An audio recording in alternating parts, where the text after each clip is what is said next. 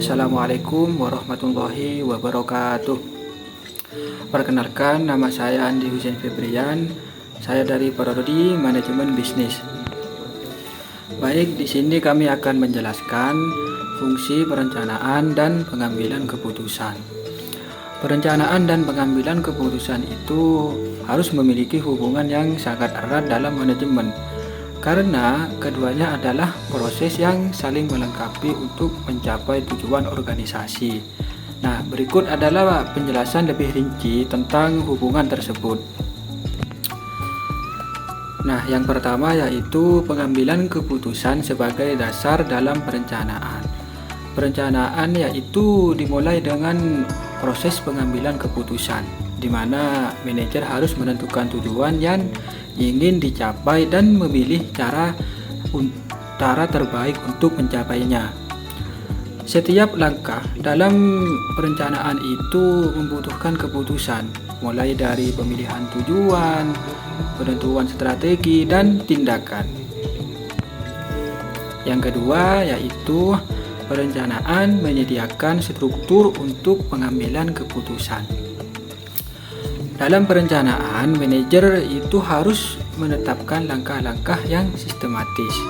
Untuk apa? Yaitu untuk mencapai tujuan tersebut. Dan struktur yang jelas ini, proses pengambilan keputusan menjadi lebih terarah dan terfokus. Dan juga perencanaan itu membantu membatasi pilihan yang tersedia, sehingga keputusan dapat dibuat dengan cepat dan tepat.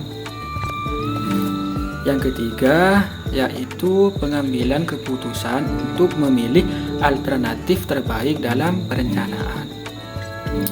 Di sini pada tahap perencanaan itu ada beberapa alternatif yang perlu dievaluasi untuk menentukan strategi atau tindakan yang efektif. Nah, proses pengambilan keputusan itu memilih alternatif yang paling cocok dengan tujuan, seperti sumber daya yang ada dan kondisi yang dihadapi. Yang keempat yaitu perencanaan dan pengambilan keputusan bersifat iteratif. Setelah suatu rencana dibuat, mungkin kita perlu dilakukan evaluasi dan perubahan berdasarkan perkembangan situasi. Dalam hal ini, pengambilan keputusan dilakukan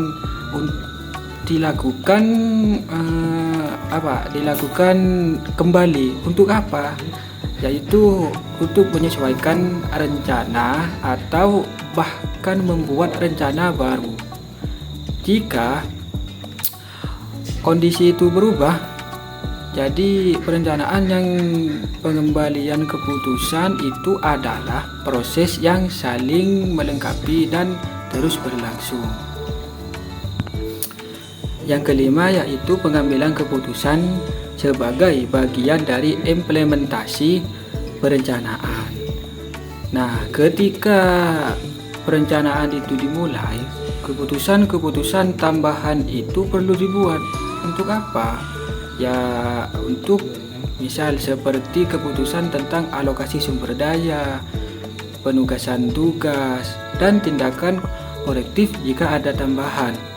Dan juga pengambilan keputusan harus dilakukan secara terus-menerus selama implementasi itu memastikan rencana itu berlangsung sesuai tujuan. Nah, dan yang terakhir yaitu evaluasi hasil sebagai pengambilan keputusan di masa depan. Setelah kita mengetahui suatu rencana yang dijalankan, hasilnya itu akan dievaluasi untuk menilai apakah tujuan itu telah tercapai. Dan hasil evaluasi ini menjadi informasi penting bagi pengambilan keputusan di masa depan dan menjadi masukan untuk perencanaan yang lebih baik. Kesimpulannya, secara keseluruhan, perencanaan adalah proses yang menetapkan arah dan strategi, sementara pengambilan keputusan itu adalah tindakan memilih dan menetapkan langkah-langkah untuk mewujudkan rencana tersebut. Seperti itu. Baik, mungkin cuman ini penjelasan mengenai fungsi perencanaan dan pengambilan keputusan. Kurang lebihnya mohon maaf. Wabillahi taufik wal hidayah. Wassalamualaikum warahmatullahi wabarakatuh.